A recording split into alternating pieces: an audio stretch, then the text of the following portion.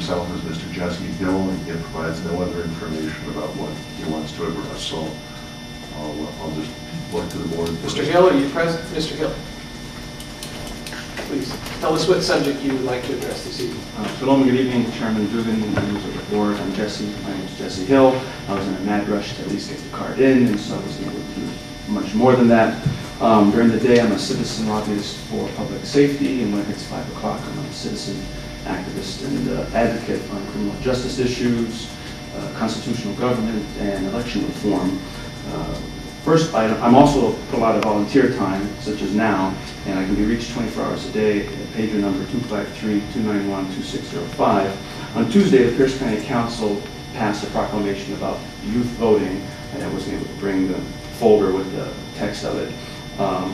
But my understanding is that a lot of high school civics and governmental issues classes aren't really having candidates coming in to speak about things this year. I do hope to find out if any of the high school instructors are at least dealing with the historic ranked choice voting discussion, and having members from the elections division go through that and explain that. Secondly, also this Tuesday, the county executive gave a preliminary budget 2009 presentation. $61 million is allocated for the Sheriff's Department for 100 officers, $50 million for Corrections Bureau, 130 officers.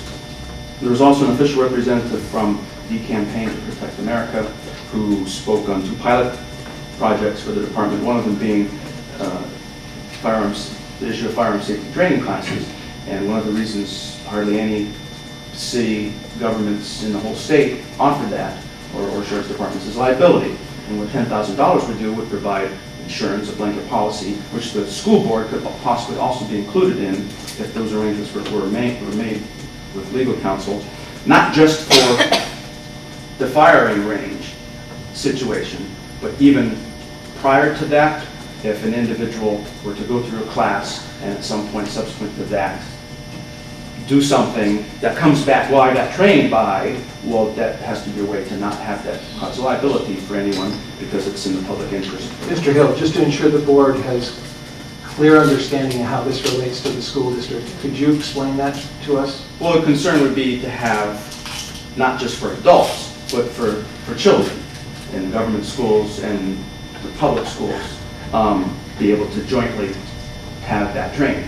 So the goal is not to intrude upon the different citizens academies that exist. TPD has that in addition to the Sheriff's Department, but to allow communication with Tacoma and other school districts for notice purposes and involvement purposes and preparation purposes, because a lot of instruction could happen better on school grounds as opposed to some other location.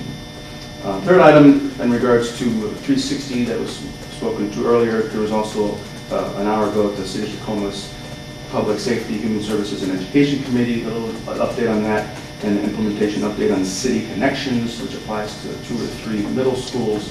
There's concern brought up by Councilmember Talbert about a February month break that kept things from happening properly and had some indirect grievances in that regard as it relates to the school district.